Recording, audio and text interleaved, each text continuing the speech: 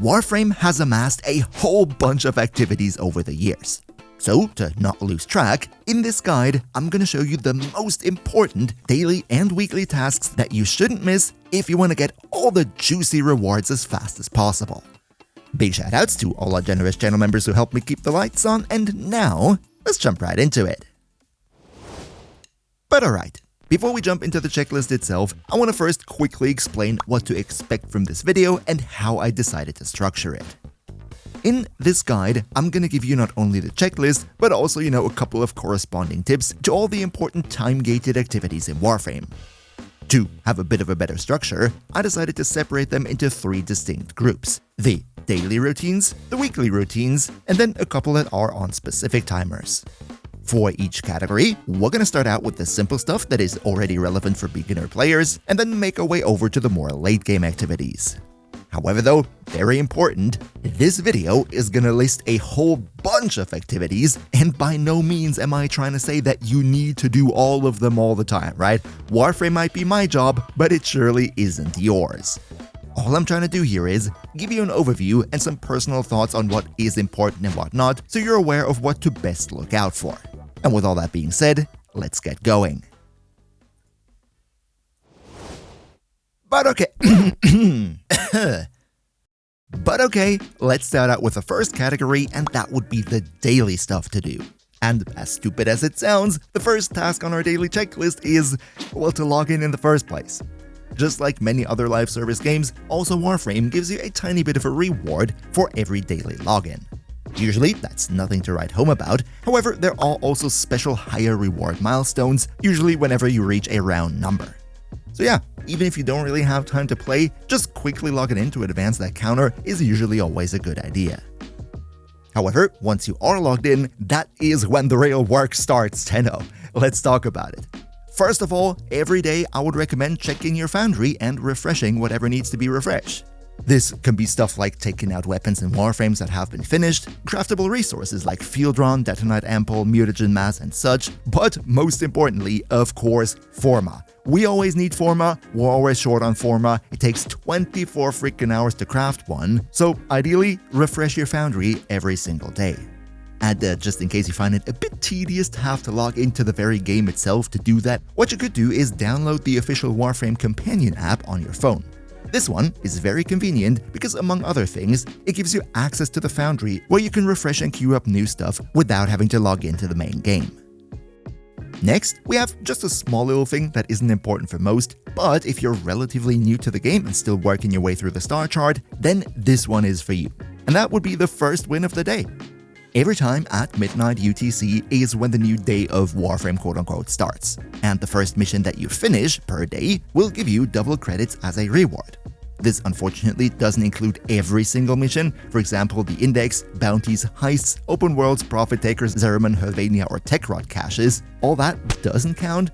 However, if you are a very new player, then I would recommend, for the first couple days of playing, try to do a Dark Sector mission as your first mission of the day.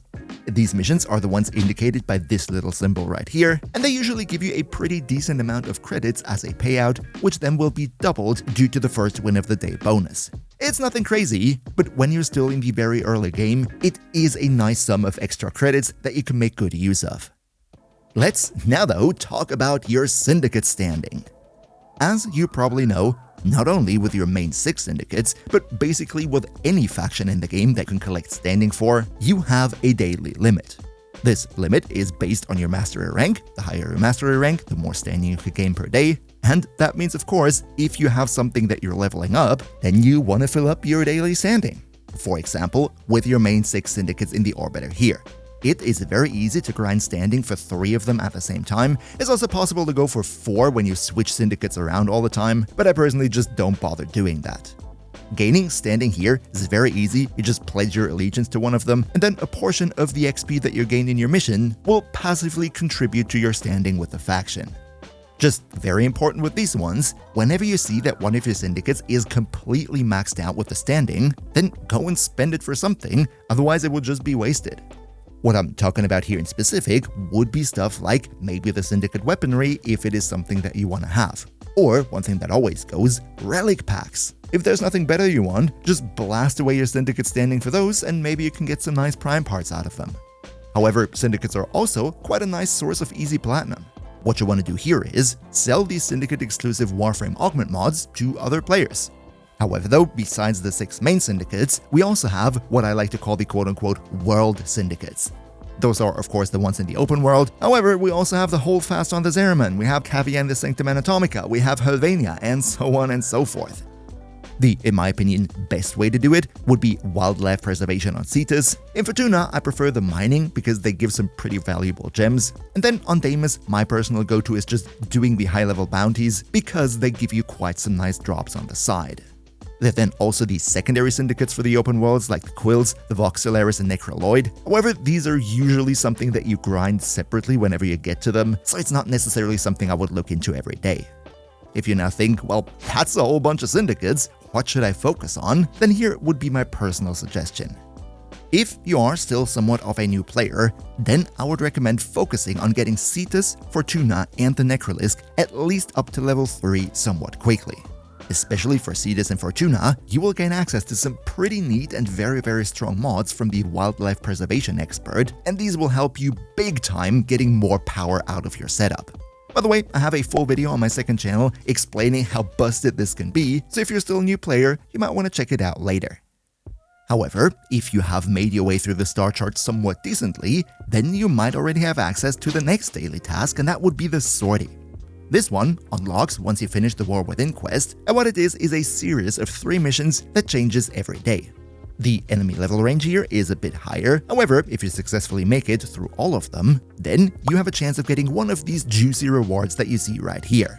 For an endgame player, this might not be all that tempting, however, especially in the late early and in the mid-game, I think these rewards are actually pretty cool, and most importantly, the daily sortie is your first reliable way of acquiring Riven mods.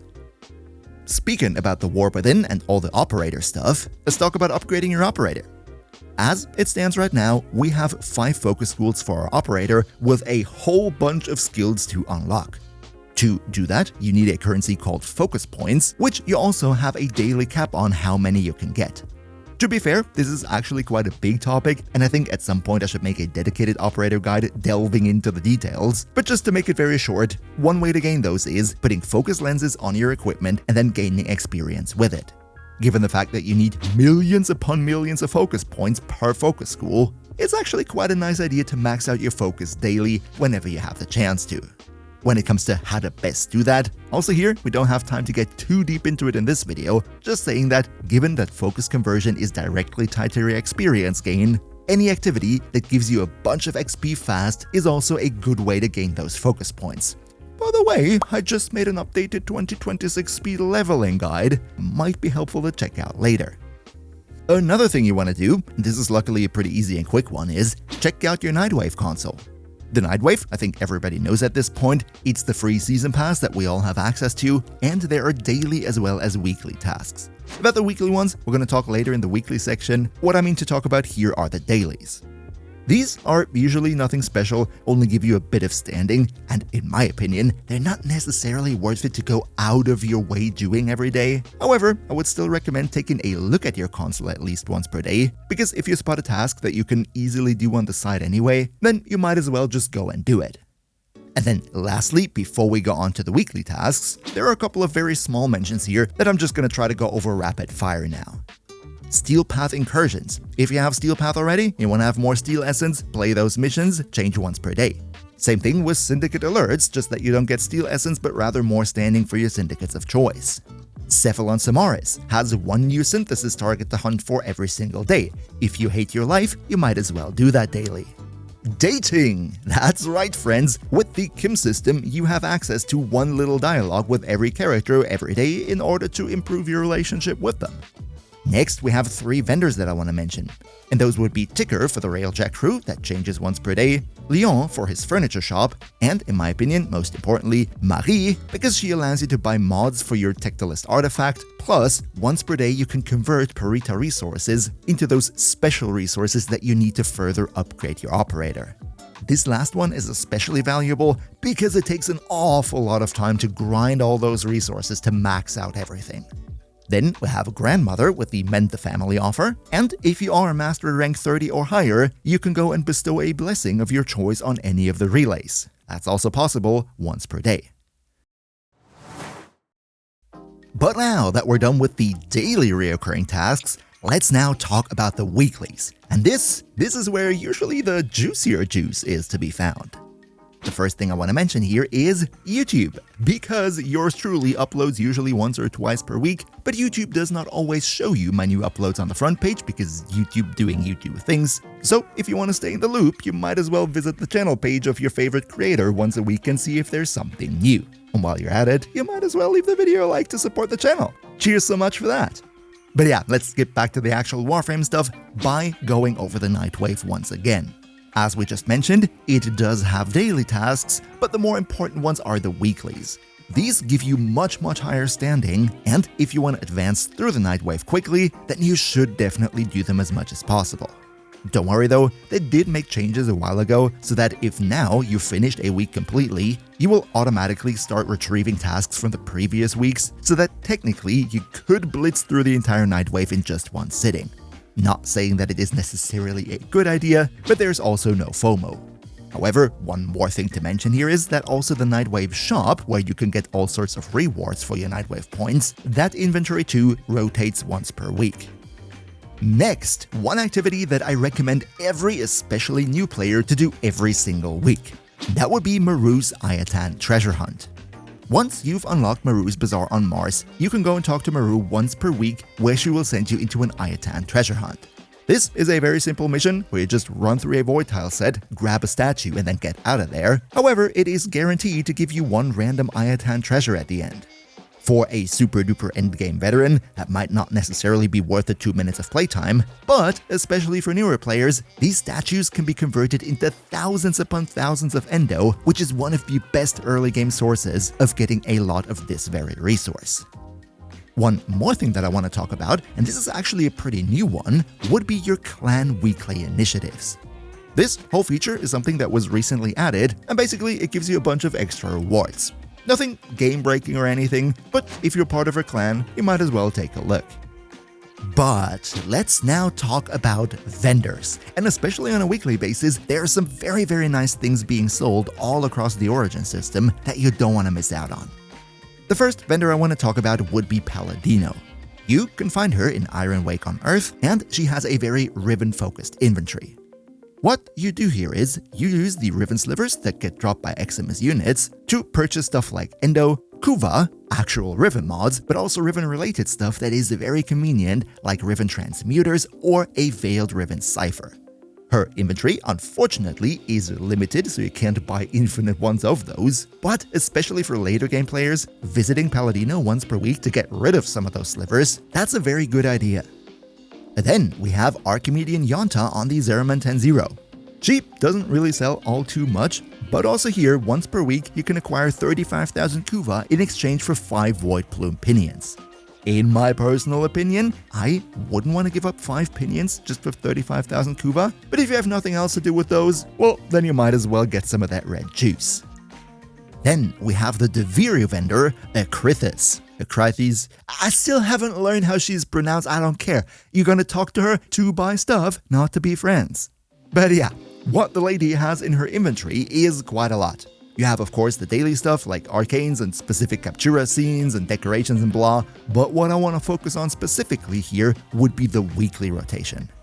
The resource that you need to buy all that nice stuff here would be Pathos Clamps, and those are acquired by finishing an entire circle of the Deviri run. So these prices here aren't necessarily cheap.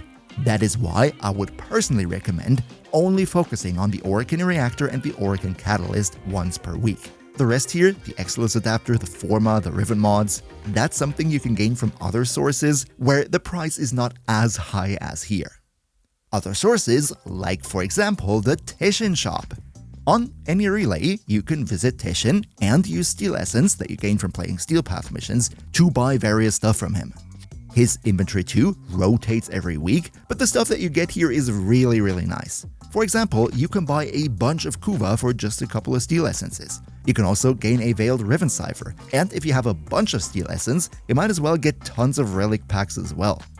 However, in addition to those things that refresh once per week, there is another special 8-week rotation where every week you get one of those following items. The main one here would be an Umbra Forma blueprint. These things are super duper rare, and once every 8 weeks will have one in his inventory. Then we have the 50,000 Kuva cache for 55 steel essence. That's a steal, so you should absolutely get it. But we also have stuff like Kit Gun Riven mods, Zar Riven mods, even more Riven mods, and a 3 Forma bundle, plus 30,000 Endo, which are all very juicy rewards, given how easy it is in the late game to amass a bunch of steel essence. Teshin, in my opinion, the most important vendor to visit every week. But if you are even later in the game, and you have already unlocked the Sanctum Anatomica, then another great person to talk to would be Bird 3. And I just realized that person might be a bit of a stretch here. You get the point, right? What you can do once per week is talk to Bird 3 and get 1 Archon Shard just for your standing in the Sanctum Anatomica.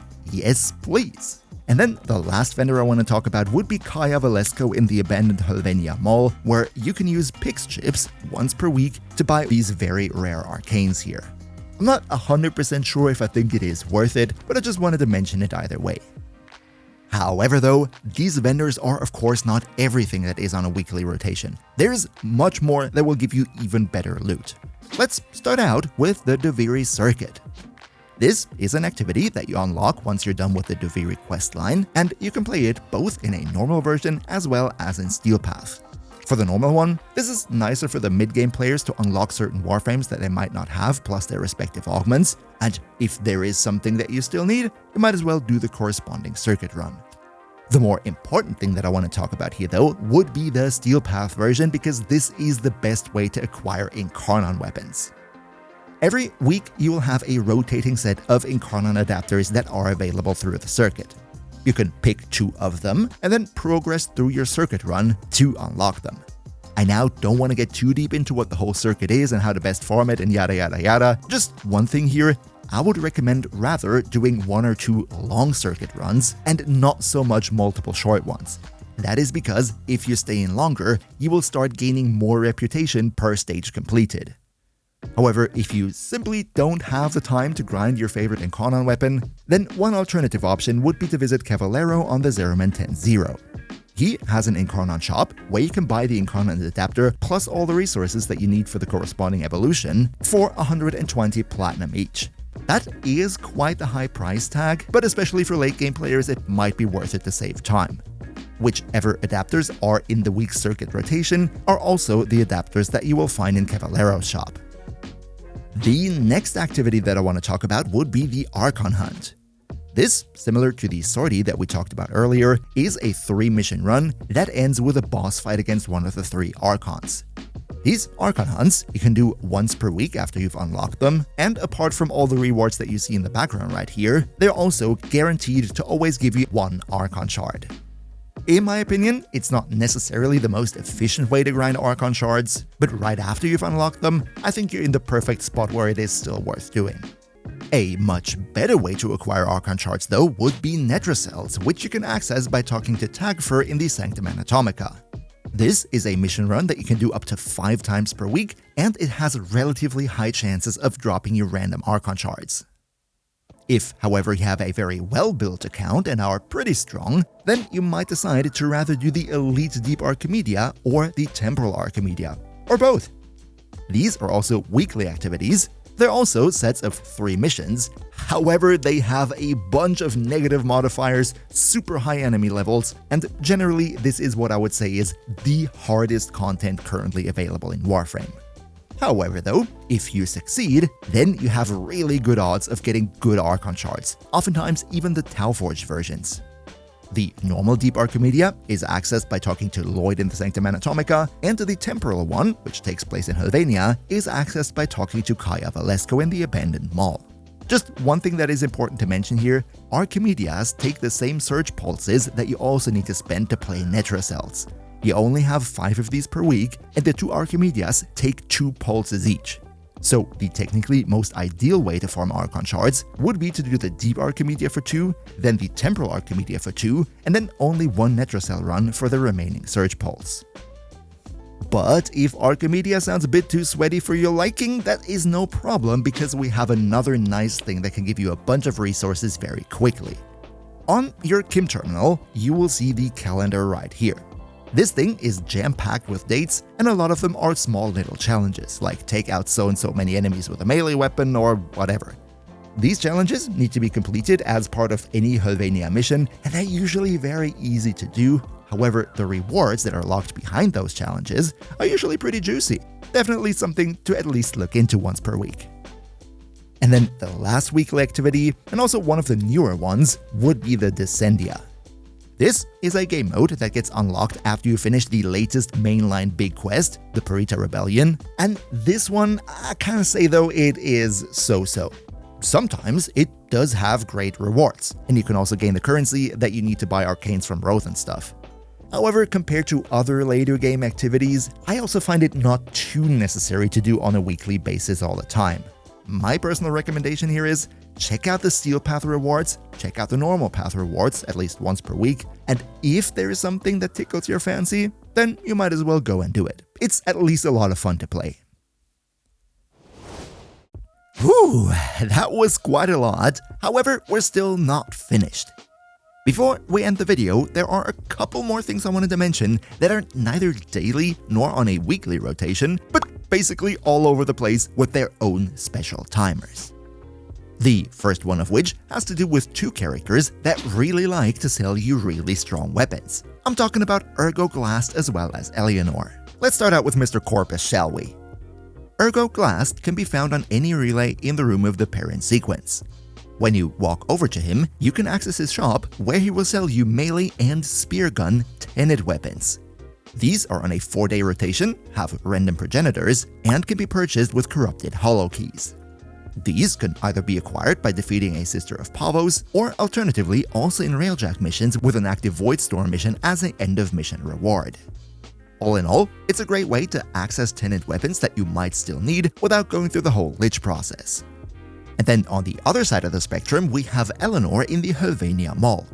I think this weapon shop is a bit more well known, so I'm not going to delve all too deep into it, but to put it simple, she is the person to talk to when you want to get access to infested lich weapons. Prerequisite here is of course that you have access to the whole Coda Lich stuff, and if you want to know more about it, then I already have a full guide on Coda Liches, but generally also here, you have a 4-day rotation with randomized Coda weapons, randomized progenitors, and you can purchase them from life heart cells, which in turn you acquire from defeating your Coda Lich. Just one little detail to mention here, even though both of these characters are on a 4-day timer, these 4-day timers are not synced, so they don't refresh at the same time. Up next, we have an event that happens bi-weekly, and it's actually pretty difficult to miss because you literally get an inbox notification that it happens. Of course, I'm talking about everybody's favorite Void Trader, Uncle Barrow. Now, with Barrow Ketir, every second weekend, Barrow will appear on any of the relays, and then you can talk to him to turn your ducats into whatever he happens to have in his inventory. This usually includes a bunch of prime mods, sometimes more, sometimes less useful ones, but also specific weapons, cosmetics, and so on and so forth. At first glance, this might look a bit overwhelming, but luckily, every 2 weeks when Barrow comes, a bunch of my other creator colleagues will upload videos going through the Barrow inventory and giving their thoughts. So whenever Barrow is around, you will have plenty of information on what to focus on online. Then, up next, we have a monthly rotation, and that would be the Prime Resurgence. As you probably know, not every Prime Warframe and not every Prime weapon is available in the game all the time. The relics for many of them are vaulted, and the Prime Resurgence is exactly what you need to gain access to them. What you need to do is go to Maru's Bazaar and then walk a bit further into the room where you will find Farzia Dax. If you talk to her, you will see which Prime weapons and Warframes are currently unvaulted as part of the Prime Resurgence, and then you can either gain those things for Regal Aya, which is a paid premium currency, or alternatively use normal Aya, which you can farm through various means to gain access to these specific relics directly. You can then go and farm the stuff, and this whole Prime Resurgence inventory refreshes once every month. And then, last but not least, what I want to talk about are specific star chart alerts. These, I think, mostly aren't on a specific timer and just happen whenever the game feels like it, but you should still have an eye out for them because they might have great rewards.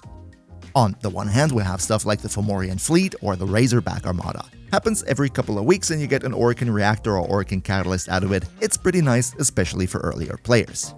Then we have certain open world stuff like the Ghoul Plague or the Thermia Fractures in Fortuna, which aren't necessarily important, but the Ghoul Purge, for example, gives you access to the Hunter mod set, which is nice, and the Thermia Fracture event is where you get a bunch of Amalgam mods, which is very cool because Amalgam mods are some of the very few ones in the game that can't be traded. You gotta play this thing yourself.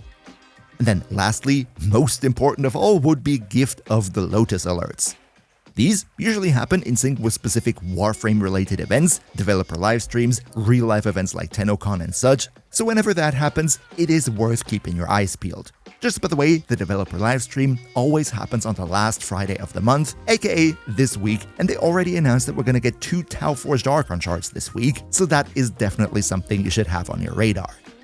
And now, also check out the most profitable game modes right here.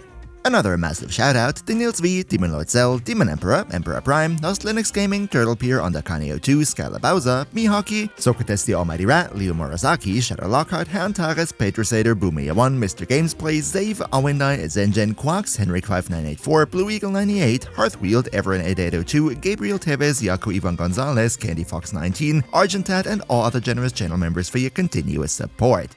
We see each other, hopefully in the next one, and until then, as always, good loot.